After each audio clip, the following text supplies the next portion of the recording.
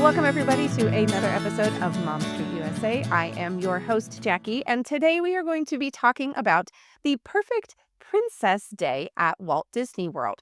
So just a few episodes ago, we started this little kind of mini series on these IP focused or certain movie focused perfect days at the Disney World parks. So today we're going to be talking about princesses. Last episode we did this, we talked about Star Wars. So if you're a Star Wars fan and you haven't checked that out and you want to know where to find all of your favorite Star Wars characters, go there first. But today we're talking all things princesses. So that is the goal for today, is to give you a rundown of where you can find the princesses at what parks and where your best chance is to be able to see as many princesses as possible. So princesses are some of the very most popular characters at the Disney parks. Today, we are going to highlight all of the places, again, that you can find the princesses at Walt Disney World. And at the end of today's episode, I'm going to give you my perfect Princess Day itinerary guides. So they are going to be some guides on if you want to do characters, some guides on if you want to do rides, lots of different options with those. But for the purpose also of today's episode, I am going to do my best to stick with what we consider the official quote unquote Disney princesses. So there are a ton of princess adjacent characters and maybe should be princess characters in the Disney IP, intellectual property. Is that what IP stands for?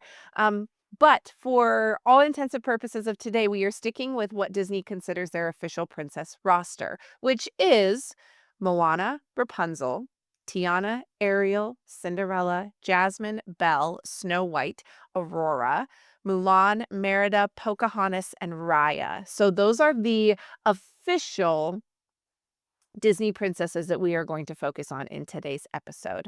We are going to highlight each park to start, and then we'll talk about the itinerary options from there. So I kind of put these in order of like least amount of princesses to most amount of princesses. So we're starting at Animal Kingdom.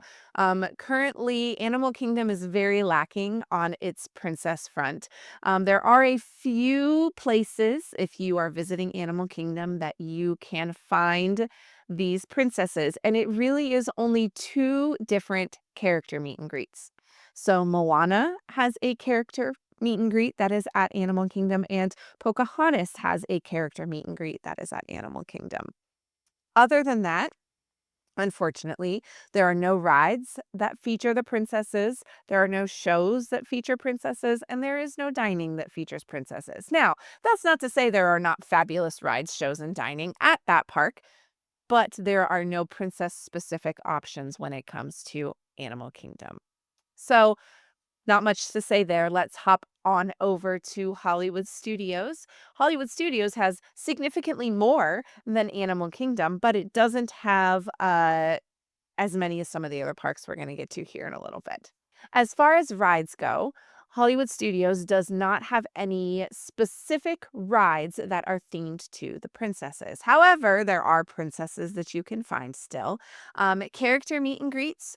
You've got Ariel in the live action version that meets at Hollywood Studios. You can find her in the same building as the Walt's One Man's Dream attraction that is directly behind the Chinese theater. So if you want to meet the live action version of Princess Ariel, that is where you will find her. I know I said I wasn't going to do too many princess adjacent or should be princesses, but I will just mention that Olaf does meet here if you are a fan of Anna and Elsa. He is kind of that princess adjacent, so you can find the Olaf meet and greet at Hollywood Studios as well. Let's talk about shows at Hollywood Studios because there are several that feature princesses or princess stories or music from the princesses. You've got the Beauty and the Beast live on stage show. This is a show, like a stage show, and it is in a open air amphitheater. It is covered, which is nice in case of, scorching sun or downpours in Florida. But you can find that at Hollywood Studios, and it is essentially a stage performance of the movie in just an abridged form, meaning it's shorter, right? So they've got little snippets of each song. You'll still see all your favorite characters. You'll still get to see Belle on stage, throughout all of that. It's a really great show. They've got really talented performers in that show. So if you are a Beauty and the Beast fan, that is a must do for you on your trip to Hollywood Studios. Another show that you can attend at studios that has princesses in it is the newly reopened, I guess I should say, Little Mermaid, a musical adventure. So this is inside of an indoor theater, and it is, again, a stage show with live performers. This one's got less people performers and more puppet performers, but is a fabulous, again, abridged retelling of the Little Mermaid show. And this is, like I said, it's been around now again for about a year. And it is very similar if you're familiar with the previous rendition of this. Very, very similar. When it reopened about a year ago, they just kind of plussed it and enhanced it. They gave it some new character puppets, and some new lighting and some new staging and those kinds of things. But the story is still the story that we know and love of The Little Mermaid. So that is another great option. The other theater style of show that we have is the Frozen sing along. So this one is a little bit different in that Anna and Elsa are both in it. But again, they are what we are calling that princess adjacent. So I do just want to mention it because I feel like even though Anna and Elsa are not technically on the official list because, Queen Anna and all, or Queen Anna and Queen Elsa and all that good stuff, I do feel like they are worth mentioning. So you will hear me talk a little bit about Frozen. But that show is really, really great. But do keep in mind that Anna and Elsa are not in the entire show. So it's mostly done by the royal historians, which are new characters for the show, but Anna and Elsa do both make appearances for that one as well. The other show that I have to mention is the Nighttime Spectacular show at Hollywood Studios, and that is Fantasmic. This show is one of the best places if you are a family that really just truly loves all of the princesses. This is the show that you're going to want to go to. It is so, so good. It's got tons of different characters. But for as far as princesses go, it's got tons of brief princess moments in some of the visual effects that they've got and like video things that they have going on in there. But as far as like performers and like actual princesses in person in the show. They've got Pocahontas, they've got Moana, they've got Elsa, Queen Elsa, they've got Belle, they've got Ariel, and they've got Snow White. So a massive list there that you would get to see. And again, those are performers during the show. There's a whole little princess section. That is where you will find Belle, Ariel, and Snow White on their little floats with their male counterparts on those floats with them. Pocahontas has a great little section, as does Moana and Elsa as well. And like I said, that's one of the best places to see if you're okay and your kiddos you're with are okay with just like getting to see them. They don't have to like actually go up and meet them. Fantasmic is a great way to kind of check that box at Hollywood Studios for them. A couple other things that I do want to mention about Fantasmic, just to make sure you know. Um, if you sit too far down, there are water effects. If the breeze kicks up, you may get wet. So keep that in mind. If your princess wants to go full princess dress to go watch Fantasmic, let her do it or let him do it. However, you may not want to sit all the way down at the front.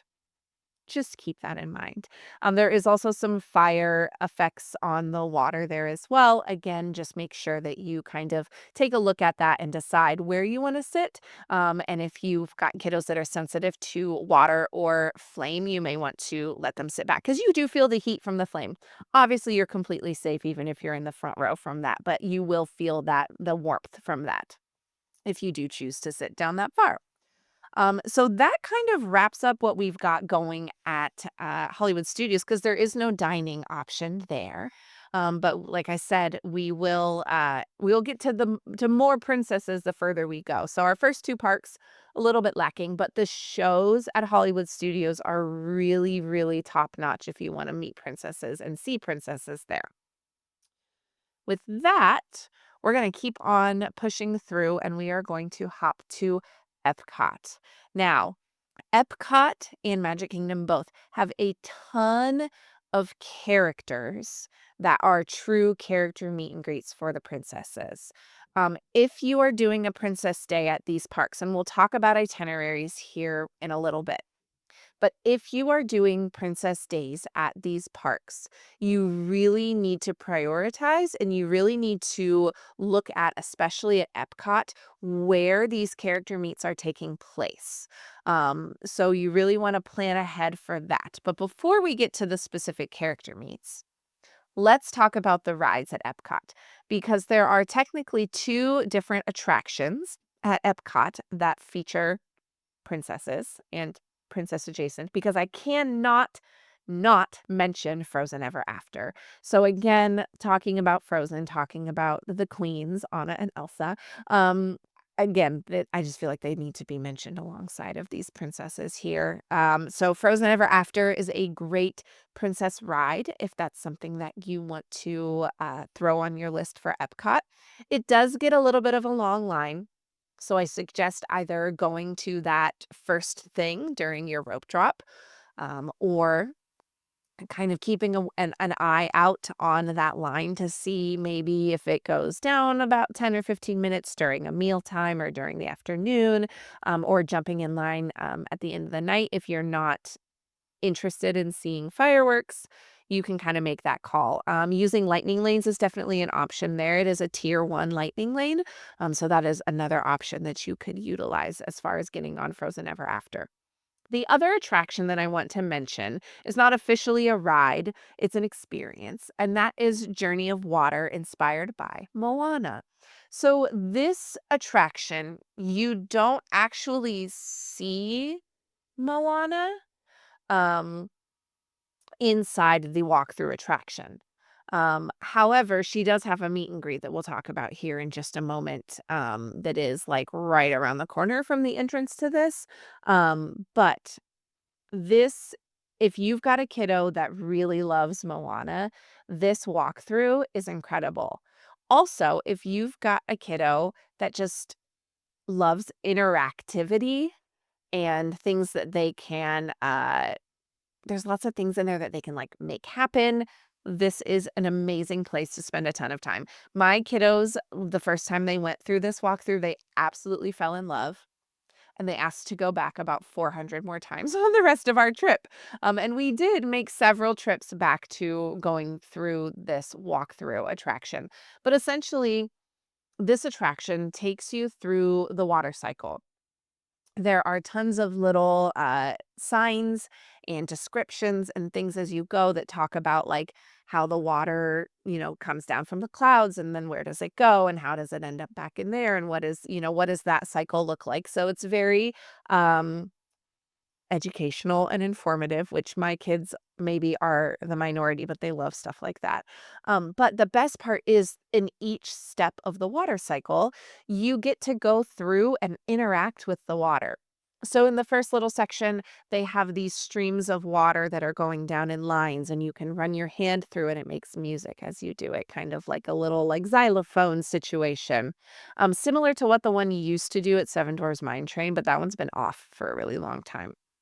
And then as you go through, there's other things that you can raise your hands up, and then the waves get, the water gets higher, or you can put your hand out like this, and the water will come up and touch your hand. Or there's another section that you can jump on the little sensors, and if you get a whole group together, when you jump, the big wave comes over.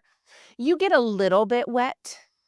You can certainly stand in the way of there's a section towards the end where they've got these water chutes that kind of come out and go across the pathways. And certainly if you stand in one of those, you will get drenched. but you don't have to get wet when you walk through. So keep that in mind. There's another spot where it looks like a curtain of like waterfall, but as you approach it, there's a sensor and you stay dry as you go underneath. So lots of really cool things. My kids could spend easily 45 minutes to an hour in this walkthrough attraction every single time. The music is great. The greenery and the scenery is absolutely breathtaking and gorgeous. As you get towards the end of it, you come across a massive Tefiti's sculpture, if you're familiar with the first movie of Moana. So again, a really, really great princess attraction walkthrough that really kind of immerses you inside of that story of Moana. So definitely recommend that. Recommend Frozen Ever After. Again, princess adjacent. Let's talk about these character meet and greets. So, like I mentioned, there are a ton of character meet and greets at EPCOT. Most of them take place out in World Showcase. But before you go out to World Showcase, especially if you've just visited the Journey of Water inspired by Moana, there is a Moana meet and greet that is literally right around the corner from that attraction. So definitely stop and see her before you head out into World Showcase, because World Showcase is quite a haul to get all the way around. It is about a mile around World Showcase Lagoon. So keep that in mind as you're thinking and planning your course of action for this.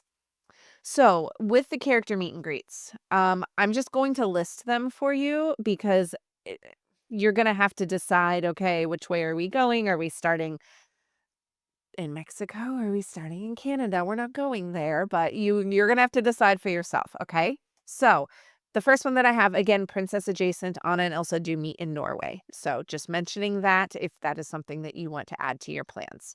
Now, off of our official princess list, you can find Princess Jasmine in Morocco. Hers is a lesser known character meet and greet. It's kind of hidden in the back near the shops in Morocco, but a super great character meet and greet back there. If you are in France, you've actually got two princesses that meet in France. The first is Aurora, and she meets in a little gazebo that is along the walkway that you take if you're going towards like Remy's Ratatouille Adventure and like the back part of the pavilion over in France. She meets in that little gazebo area, so she's a super fun one that you can find. And then the other princess that meets in the France pavilion is Belle, but here you will find Belle in her blue dress look. So her blue and white outfit from the very beginning of Beauty and the Beast, that is what Belle meets in the France pavilion. And she typically meets closer to like towards the water in France. So not into the pavilion, but kind of across the walkway on the water side of the France pavilion. So again, you can find both of those in France. If you are walking through Germany, you will find Snow White. And Snow White is typically situated back. There is like a little cute courtyard with a little wishing well that is next to the festival food booth that is typically in that area. So she meets in that kind of little nook tucked away. Again, she's a really easy one to miss. So definitely keep your eye out for her if that is one that is on your list to meet. And then the other princess that meets out in World Showcase is in China, which I'm sure you can guess is Mulan. So you can meet Mulan in the China Pavilion out in World Showcase as well. And she is typically in her standard pink and blue and white dress outfit. So don't think like warrior Mulan. Think more beginning of the movie Mulan again, like we talked about for Belle. So that is what you will find her meeting in out there. So again, I just highly suggest you really think about what princesses you want to meet if you are going to Epcot to meet princesses. And make sure that you plan your route accordingly, because you will pretty much have to, especially if you're adding Anna and Elsa to that, you're going to have to walk the entirety of World Showcase. So keep that in mind. And we'll talk a little bit about their times and kind of timing of that here in a little bit when we jump into the actual like itineraries that I've got for you for today for your perfect princess day. So that is our character meet and greets. Let's talk about shows at Epcot. Now, Epcot has a ton of shows, uh, but not all of them have princesses. The one that I do want to highlight is in the France Pavilion. They do have a Beauty and the Beast sing along. However, this is more like if you're familiar with the Lion King franchise, they did Lion King 1.5, where it's like a different retelling of the same story that you know, but it's told from a different point of view. That's what you get in the Beauty and the Beast sing along at the France Pavilion. It is more of a story of LeFou and told by LeFou than anything else. So, does it feature the story of Belle? Yes. But it doesn't really feature her prominently, if that makes sense. Now, the other show that I do want to mention again is the nighttime show here at Epcot.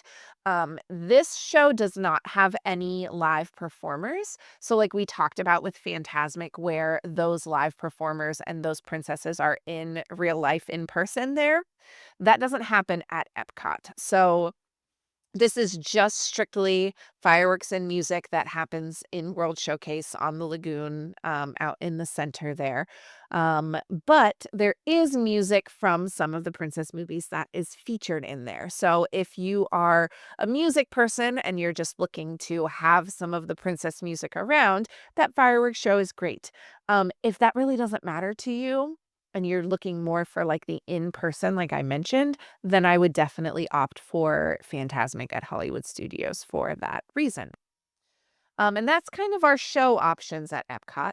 Now, let's talk about dining because there is a dining option here at Epcot, and that is the Akershus Royal Banquet Hall. And I apologize if I said that wrong. I feel like I don't know how to ever pronounce that every time I try to read it on our notes on any episode that we're talking about.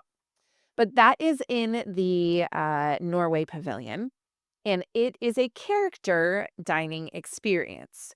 So, if you are somebody that is wanting to do a character dining, this is, again, like I said, the best princess option. So at this location, you will find rotating princesses, okay? Uh they can never officially guarantee you who is going to be at this location because they will just tell you it's rotating princesses. Typically, you are going to get Belle, Ariel, Cinderella, Aurora, and Snow White. Typically. So those five you are going to get. You may also come across Tiana, Mulan, Jasmine, or Rapunzel. So it's really kind of just luck of the draw with who you're going to get. But you are going to see at least a minimum of five princesses at this character dining experience. So definitely worth it to get your photos, to get your autographs, to get to have, a little bit of an interaction with all of those princesses. Totally worth it for you. Now, this restaurant is a family style restaurant. It is a Norwegian inspired menu. So definitely take a look if you've got more particular eaters or kiddos that are really specific about what they like to eat or don't like to eat. Take a look at those menus. It is a breakfast, lunch, and dinner. So you do have lots of times to try to book, but it is one that you are going to have to book ahead of time for. So make sure that you are ready and on there 60 days out from your trip, booking at 6 a.m., all those good things to make sure that you have your best shot at getting this character dining because it is a very, very, very popular character dining experience. If you are going for breakfast, it is, again, like I said, it's a family style menu. For breakfast, it is $62 for adults and $39 for kids. And then at lunch and dinner, when the menu swaps over, it is 69 for adults and 46 for kids. So definitely not a cheap meal, but if you've got a princess lover, definitely one to consider splurging for or budgeting for or saving for. Because like I said, this is the best option as far as how many princess characters you can meet all at one time. That's the way to go for that. So that kind of wraps up our Epcot options for princesses. And now let's head to our last of our 4 Disney parks here. And then remember, we'll get to our little itinerary notes after this. But let's head over to Magic Kingdom. Now, there are several rides, which is where we're going to start here at Magic Kingdom. But I will mention that a few of these are like themed around the princesses, but, like, not directly. So these first 2, actually 3 that I'm going to mention are themed to the movie that the princess may be appearing in, but not, like, directly princess themed and princess related, if that makes sense, which I think it will once I get there. So the first one I'm gonna talk about is the magic carpets of Aladdin. So obviously Jasmine, Princess Jasmine is part of the Aladdin storyline. So this ride, this attraction is a Dumbo style attraction where it's got the spinning magic carpets there. It is truly more Aladdin themed, not as much Princess Jasmine themed, but wanted to put that on the list in case you've got a kiddo that's just really into that movie and everything about it. Kind of similar to that, the next one that I've got to mention is just the Prince Charming Regal Carousel. Now, the only reason this is on the list is because it's gotten the name Prince Charming. It's really just your standard carousel. It really doesn't have that much theming that has to do with Prince Charming or Cinderella. Maybe some of the music if you happen to get one of the songs that's from there, but other than that, really just your standard carousel. The next attraction on our list is Seven Dwarfs Mine Train. Now, this attraction is more themed to the dwarves from Snow White and the Seven Dwarfs. Obviously, with the name, you kind of understand that. And it does follow them into the mines, and that's kind of the theming with that. However, at the end of the ride, before you pull back in to do your unload out of the coaster, you do get a quick glimpse of a very joyful Snow White animatronic that is dancing with the dwarves inside of the cottage at the end. So again, a brief glimpse of a princess in that one, but really truly more princess adjacent storyline with that one.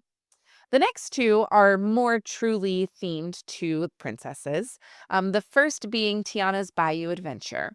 So this attraction is truly a Tiana ride. It's got Tiana all over in the visual, in the audio, and the music, and the entire experience. So this is a unique storyline, though, however, to the ride. So it is not just a retelling of the movie, which is a lot of what we've talked about so far.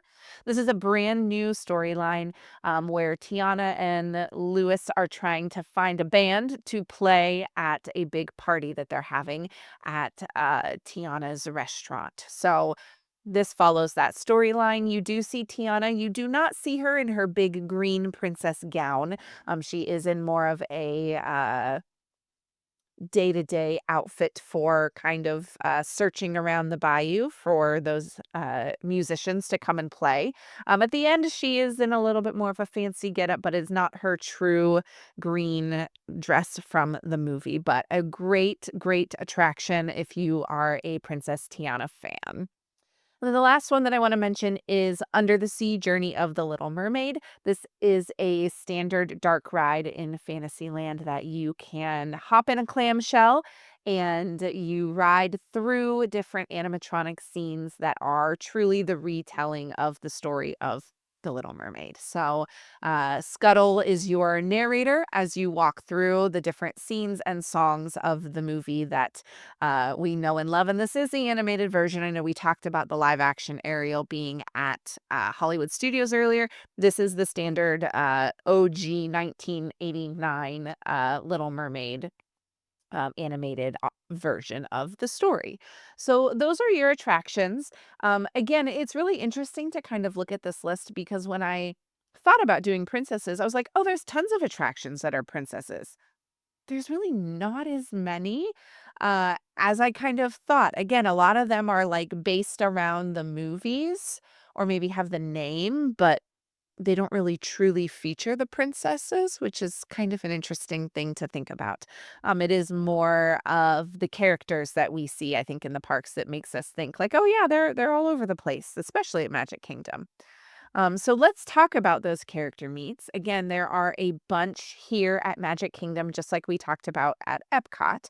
And I'll get into a little bit more information about, again, like the times and like the best plan of action for meeting all of these characters if you're at Magic Kingdom here in a little bit. But for now, I'm just going to list them for you. So character meet and greet options that are princesses at Magic Kingdom. Ariel, she has a designated meet and greet location that is directly next to her ride. So that's a really great option. If you want to meet Jasmine, she does meet over by the Magic Carpets of Aladdin, and she meets together with Aladdin. So you can meet both of them at the same time over there. There is several princesses that hang around Princess Fairy Tale Hall, which is actually kind of nearby Prince Charming Regal Carousel that we talked about a little bit ago, kind of in that central hub area of Fantasyland, directly behind Cinderella Castle. And in there, you've got two sides to Princess Fairy Tale Hall. So this is something you really do have to plan for. And again, we'll get into those plans here momentarily. But on the one side, you're going to find Cinderella.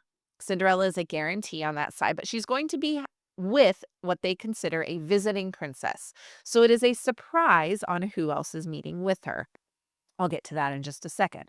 On the other side of Princess Fairy Tale Hall, in a separate line, so the Cinderella line is one line. In the separate line on the other side, you're going to find Tiana. Now, this is where you will find Tiana in her true green dress from the movie. So, if that is the version of Tiana that you are wanting to see, this is the place to find her. And again, she also has a visiting princess with her. It's always going to be a mystery. It just depends on who's around and who's available in Fantasyland to be greeting guests at that moment.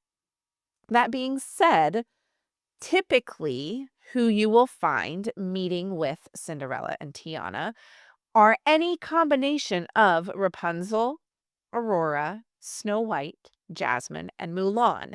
The most frequent ones are going to be Rapunzel and Snow White. But the other ones do pop in and out depending again on who's around and who's visiting for the day. An honorary mention with this is that you can also find Elena of Avalor here. While she is not a official Disney princess, she is a princess in her storyline, in her show that was on Disney Channel several years back. So she will sometimes also be meeting in there as well. So you can find any combination of those depending on the day, depending on the time, and it could change from hour to hour, depending on if a princess needs to go elsewhere and a new princess steps in to meet. But again, you are guaranteed Cinderella on one side and Tiana on the other side. So that is a really, really great meet and greet to do because you can get four princesses in two lines, and those lines are directly next to each other, and they're mostly indoors. So really, really great character meet and greet for that round of princesses in Magic Kingdom. So let's talk about shows. There are several different show experiences at Magic Kingdom in which you can see princesses and wave to them and those types of things. Now, these are not true character meet and greets. Remember, they are in part of the show. The first one that I want to mention is kind of a hybrid show attraction, and that is the Enchanted Tales with Belle.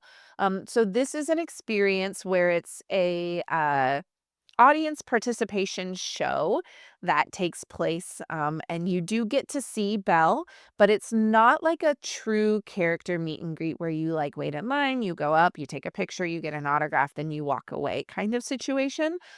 Belle comes into the show and interacts with the audience members, and several audience members get a job and a role to help act out the story. Very, very cute. But just keep in mind that it's not a true character meet and greet. However, you can get a picture with Belle before you exit the experience. So it is kind of a unique hybrid situation as far as that all goes. The rest of these are going to be experiences where you're going to be able to see princesses, hear princesses, maybe wave to princesses, but not like stop and get a picture with them. The first of that being Mickey's Royal Friendship Fair, which is the stage show that happens at the castle at Magic Kingdom. So this is one that has usually several show times throughout the day. So you definitely want to check and see what those show times are so you don't miss it. But it's got a ton of characters in it, and it is the story of Mickey and Minnie and their pals wanting to plan this Friendship Day celebration, essentially, and they're inviting all their friends to come along. So in this one, you will get to see Princess Tiana. Again, she's not in her big green gown. She's in like a cute little flapper outfit. You will get to see Rapunzel. She is in her standard purple dress in this one. And I should mention you get to see Tiana and Naveen, and you get to see Rapunzel and Flynn Rider in this one as well. So those are super fun. You do also get to see Elsa and Anna, again, our adjacent queens over here. They are in that show as well. Super, super adorable show at the castle. Do keep in mind, though, that this area for this show is standing only. There's no seating available in this space, and it is directly in the sun and exposed to the elements. So definitely keep that in mind because in the middle of the afternoon in the summer in Florida, not a great time to go see this. First thing in the morning and later in the afternoon, much better times to go see this. So plan accordingly, or if it's a cloudy enough day or not super hot, obviously that's a great option to go and stand and watch. What I like to do for Friendship Fair is try to plan our lunch around it, and we can go sit typically in Tomorrowland Terrace. There's an upper level that is just open seating for lunch. They used to have a quick service restaurant in there. It hasn't been open in probably 6 years ish. But the seating at the top of there is open above where they typically do like the dessert party areas for fireworks. And I like to sit on the far edge.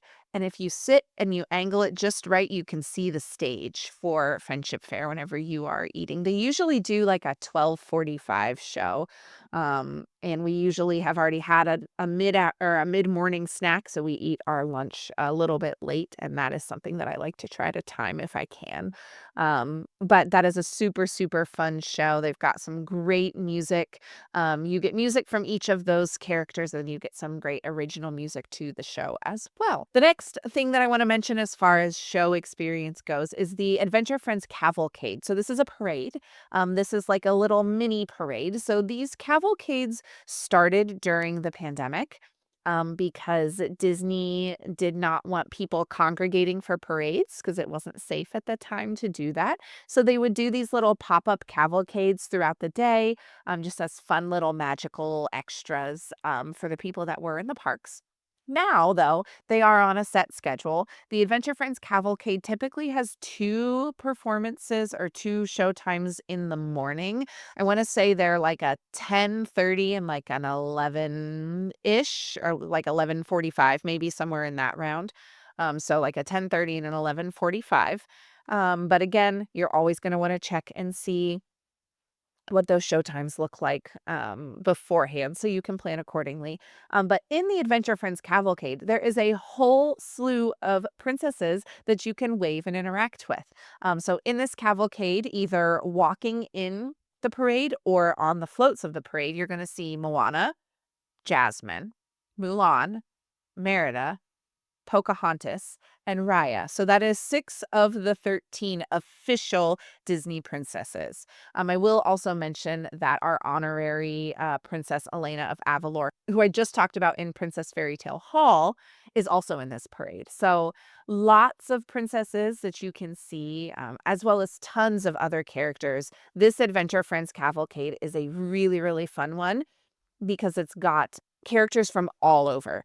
It's got Stitch, it's got Mary Poppins, it's got Max, it's got Jose from the Three Caballeros, it's got Raya, it's got Bruno from Encanto. Again, lots and lots and lots of really, really great characters.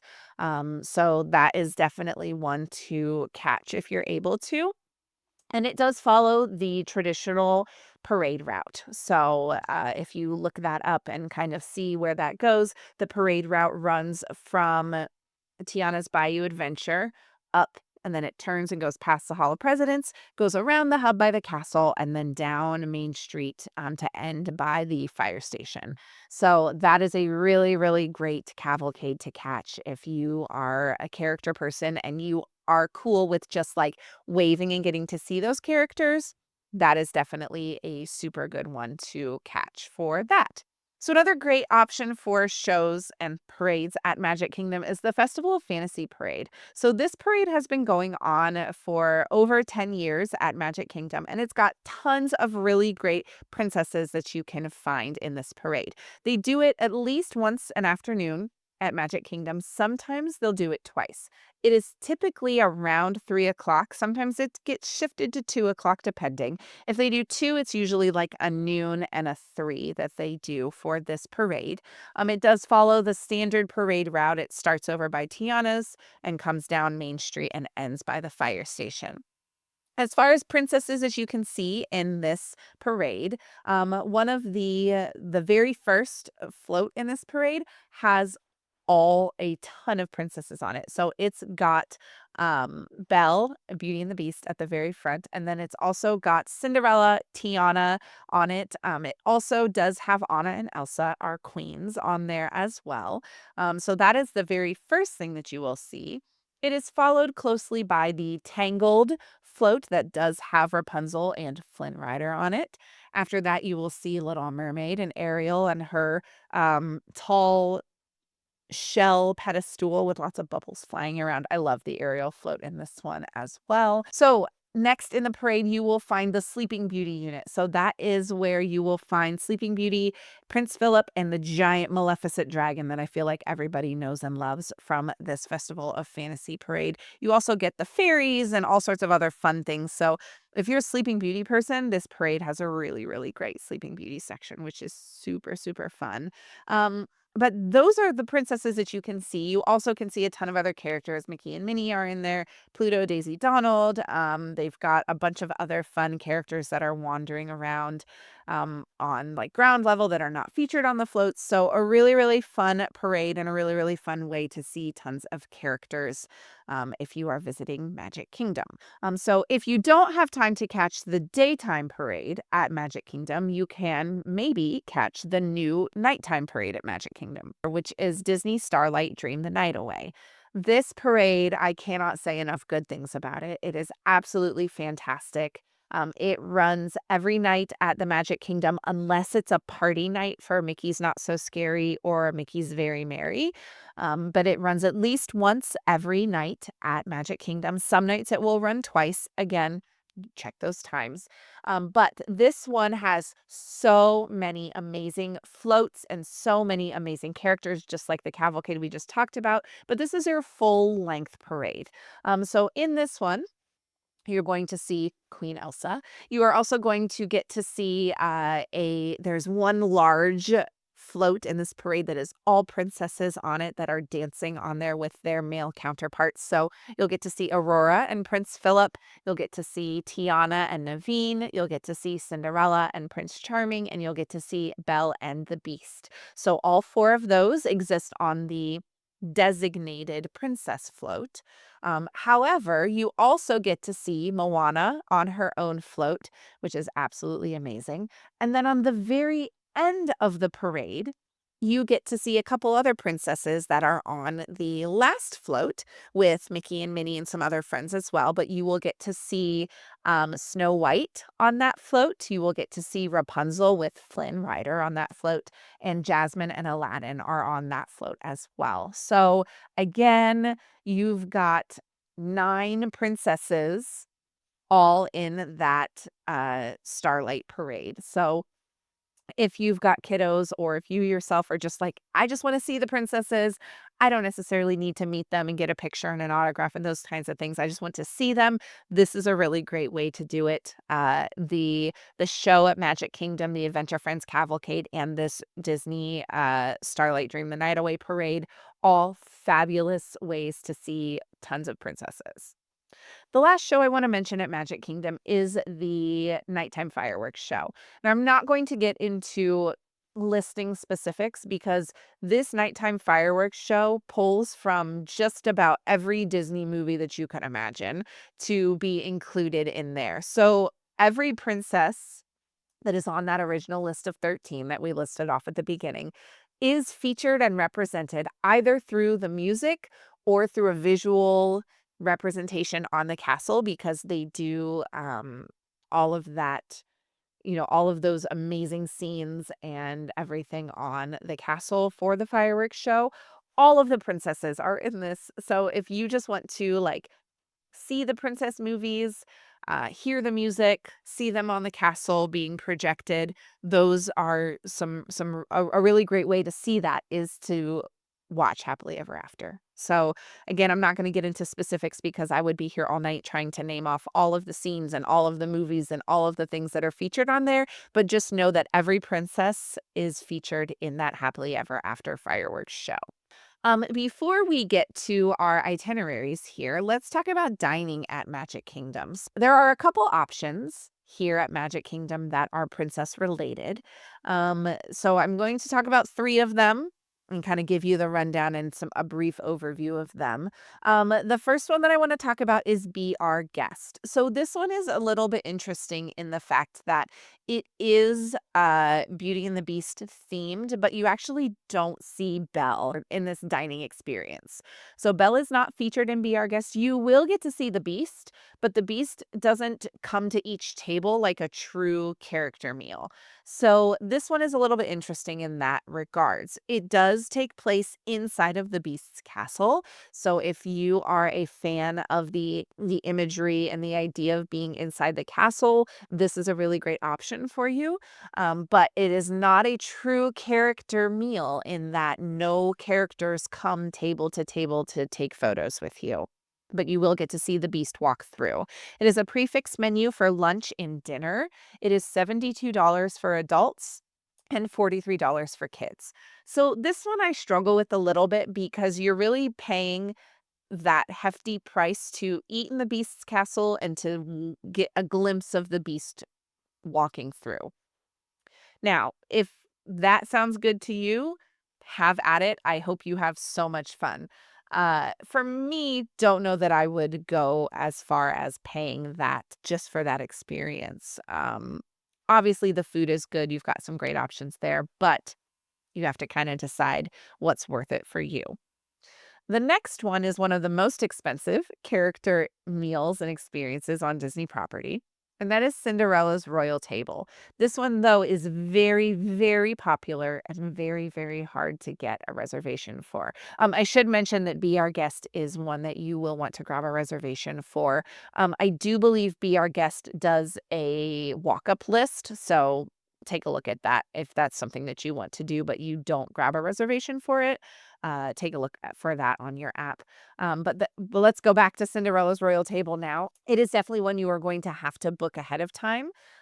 They do not do any basically same day reservations for Cinderella's Royal Table, but you do get to eat inside the castle. It's an entire experience. Obviously, it's very, very special to be able to go inside Cinderella Castle to be able to eat your meal there.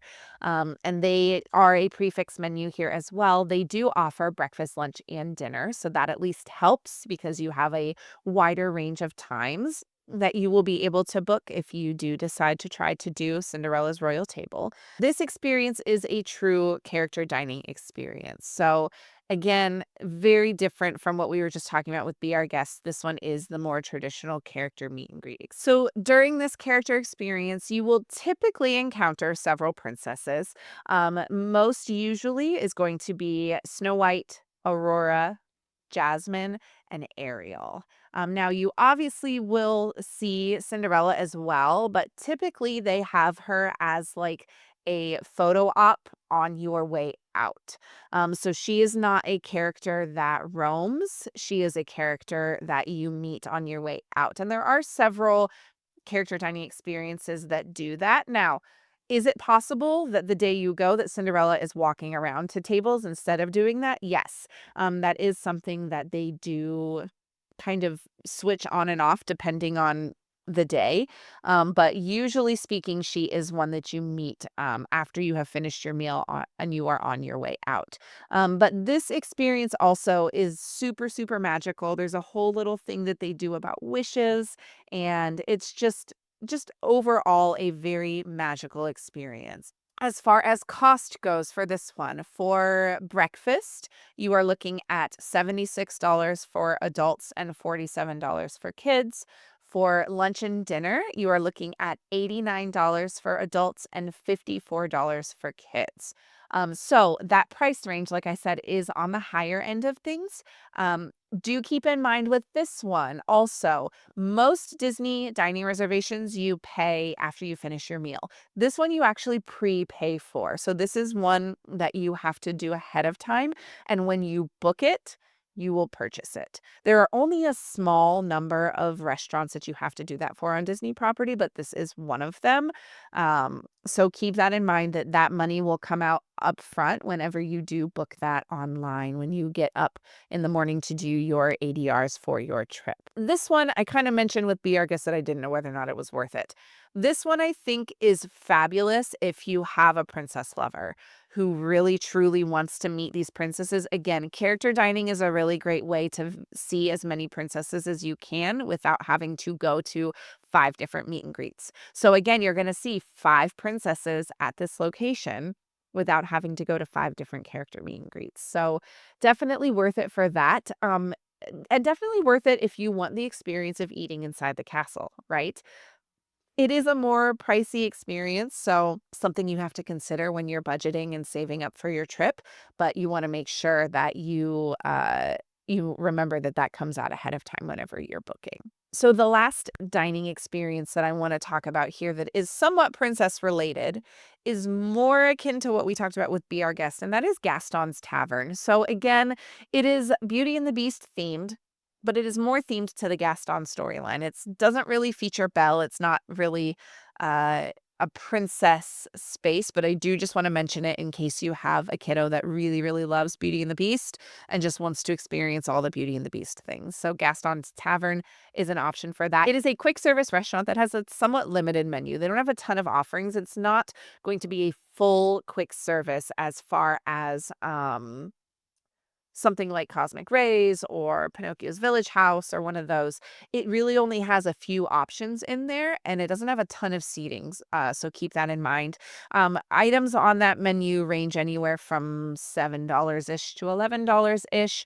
They do have the infamous Gaston cinnamon roll here, and they typically have a ham and cheese sandwich of some kind. Used to be on a pretzel roll. I heard recently that they just changed it again or changed it back.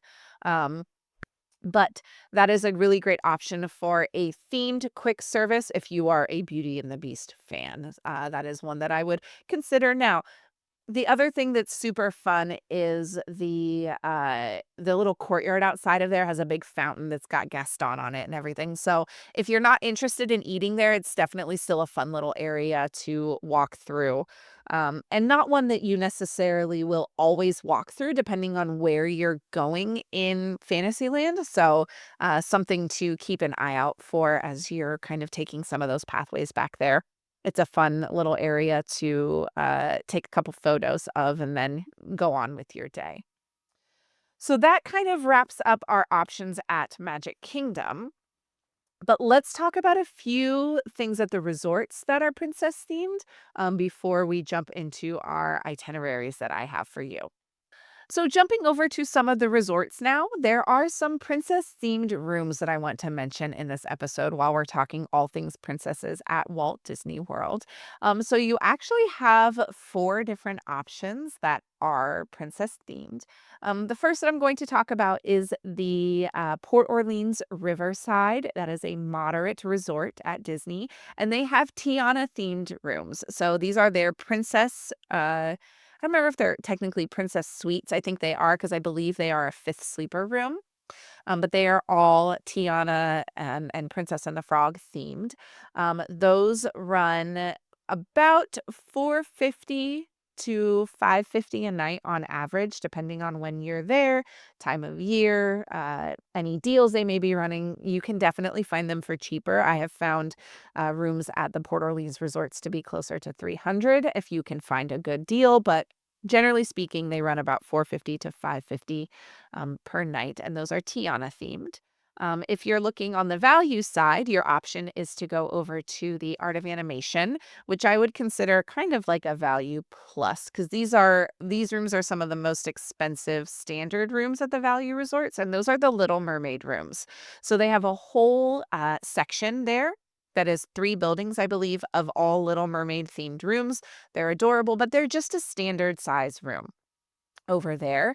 And again, these are some of the most expensive standard size value rooms, because you've got all of the All Stars and Pop Century that also have these rooms. But these are anywhere from about 260 to 400 a night on average, depending on when you're going and what time of year, how busy it is, those types of things. They're going to be closer to that $300 range typically for those Little Mermaid themed rooms. 2 more princess themed rooms. The next one is at the Polynesian Resort. This is a deluxe resort, so it is on the higher end of cost wise. And these are Moana themed rooms. These are newly rethemed over at the Polynesian. But they are all Moana themed. They have little touches of Moana things on the wall, and the bedding and the pillows and those kinds of things all have little touches of Moana theming to them. And these rooms they start around $885 a night. So again, this is that deluxe range, and it goes up from there depending on your view choice. So you've got like resort view, water view, theme park view, and those are all kind of different categories and different price ranges, but generally speaking, around $885 a night for those Moana themed rooms at the Polynesian. And then the last one is also another option for a Moana themed room, and that is at Caribbean Beach, which is a moderate resort. So if you want a Moana themed room, but the Polynesian is not quite the price range you're looking for, consider Caribbean Beach. It is a moderate resort. It is a very large moderate resort. Lots of rooms. It's on the Skyliner. Great location. Those are generally speaking 330 to 470 a night, depending on, again, when you go and how busy it is and what deals are available and all those types of things. So those are your options if you want to stay in a princess themed room. I am someone that when I visit Disney with my kids, I don't really care where I stay. I just look for the best deal because we don't spend a ton of time in the room. We're usually in the parks. So consider whether or not it's worth it. If you're planning to do a couple resort days, definitely look into what those resorts have to offer. If your kiddos love to swim and love to visit the pools on your resort days, do keep in mind that moderates and deluxes will have those like water slides and splash pads and extra kind of extras with that. Um, Art of Animation has a really great pool, but doesn't have a water slide and some of the other features that some of the other ones do. So definitely look at the accommodations that those resorts have to offer for their guests before making any of those decisions. And decide, how much time you think you're actually going to spend at your resort before you splurge on a princess room just because it's a princess room. We'll leave it at that. 2 character dining options that I do want to mention at the resorts just for your information. If you do have a non-park stay or a resort day that you're planning, or you know that one morning you're going to take a couple hours and do a character meal that's not in a park or whatever your itinerary looks like, there are 2 options. The first of them being 1900 Park Fair. This is a newly reopened version of this, and when they reopened it, they changed the characters that are here. So princess wise, you can meet Cinderella and you can meet Tiana here. Now do keep in mind that this version of Tiana is actually Tiana's Bayou Adventure Tiana, so keep that in mind again. And then Cinderella is there as well. There are other characters, but those are your princesses that you have there. This is a buffet style, which is a nice option.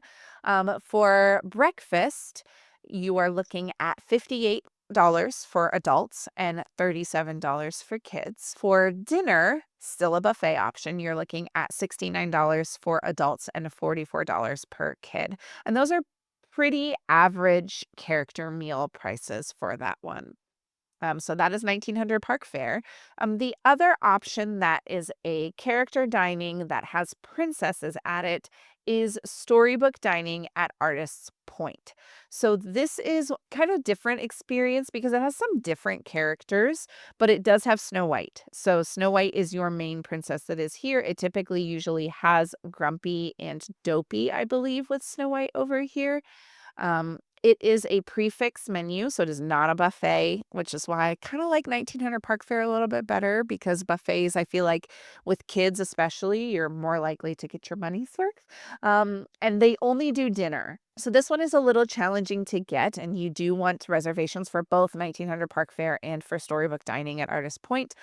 For dinner, the cost-wise that you're looking at is $68 for adults and $43 for kids. So right on par with what we just said for 1900 Park Fare, but those are your resort options for character meals if you want to see a princess.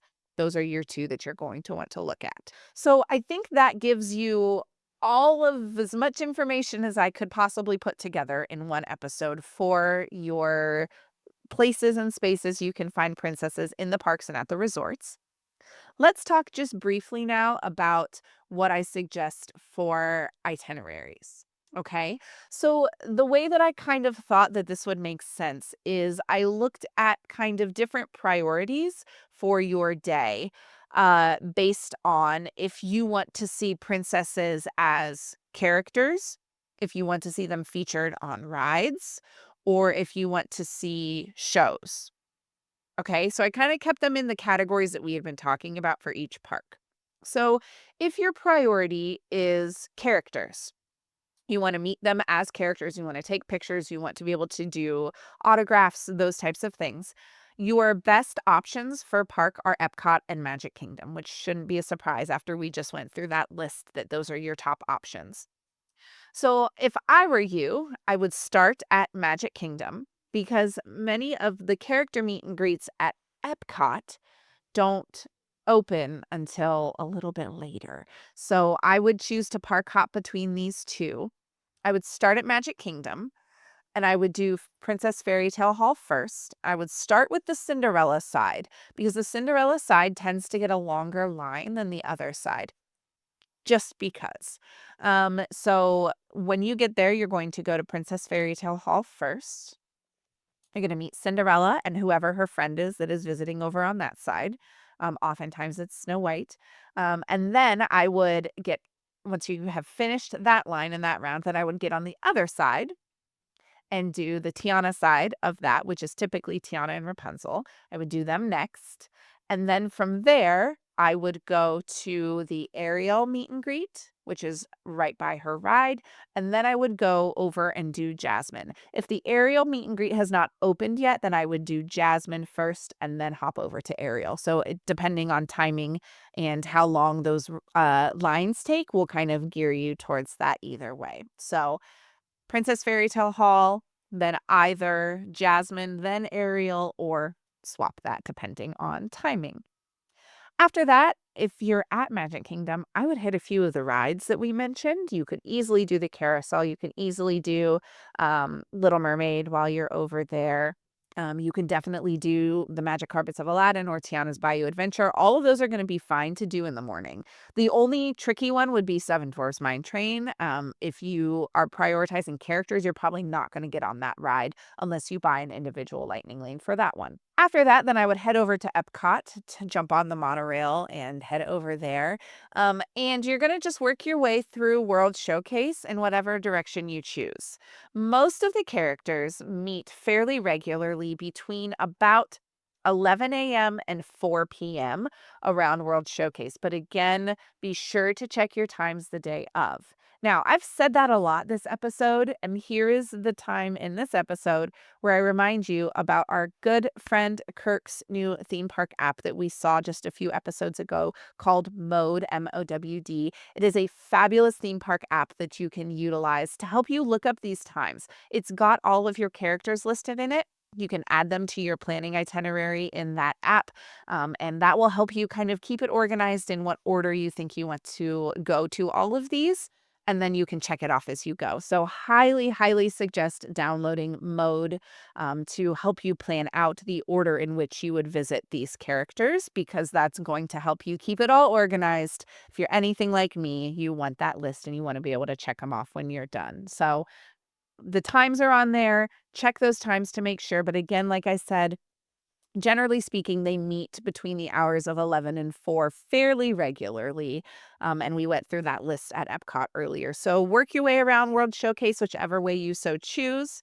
Once you're done with those characters, I'd grab a bite to eat. Maybe if you're really super lucky, you can grab an Akershus reservation around 5 or 6 p.m. And then after you have done that and met all those characters, if I were you, I'd hop back on the monorail, go back to Magic Kingdom and watch the Starlight Parade, because you're going to get to see all of those princesses again at the end of the night in that Starlight Parade. So that is how I would spend my day if I were looking to see as many characters as possible that are princesses. Start at Magic Kingdom, hop to Epcot in the afternoon, and then end back at Magic Kingdom for the parade. Now, if rides are your priority, I would stick to Magic Kingdom, because Magic Kingdom has the most rides that are princess themed. And really, Magic Kingdom and Epcot are the only two that do. Epcot's got Frozen and that Moana walkthrough that we talked about. So you could add that into the mix, but I would really just stay in Magic Kingdom.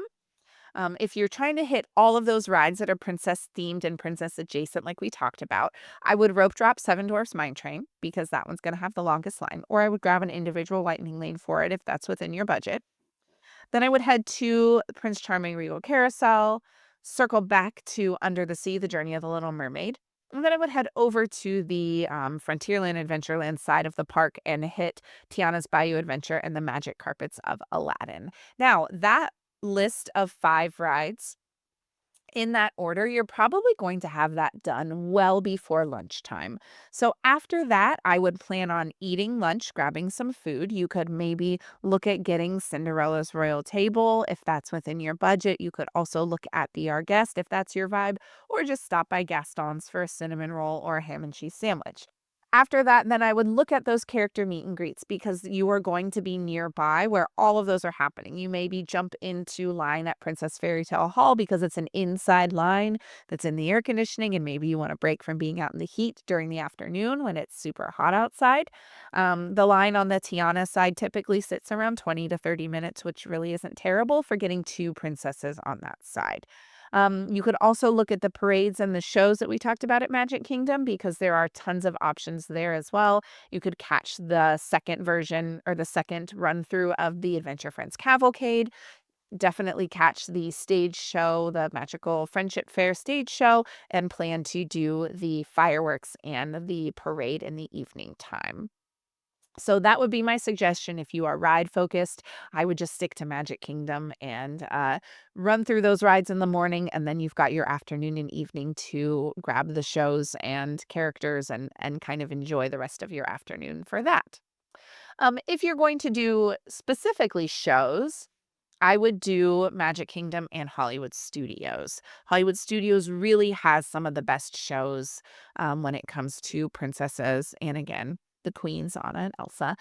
But check those performance times to make sure you're making good choices. Again, utilizing Mode for those performance times is so easy. It's right in that entertainment tab for you on their map feature, or under the Discover feature on that app as well.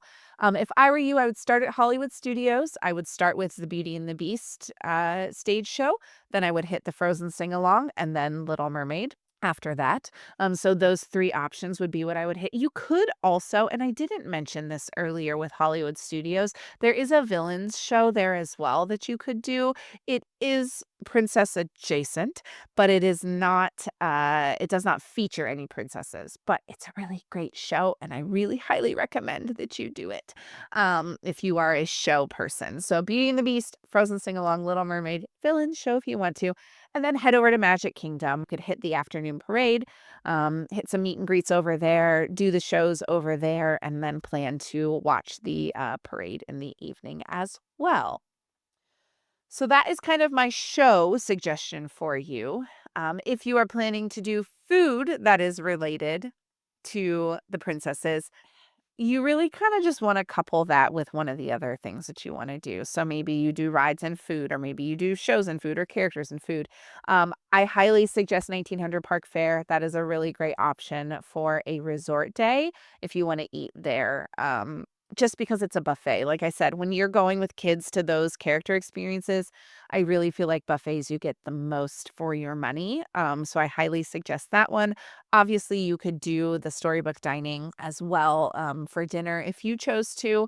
And then again, Epcot for Akershus or Cinderella's Royal Table at Magic Kingdom are going to be your best food options for your Princess Day at Disney World. I think with all of that information kind of thrown your way, that is where we are going to wrap up this episode today.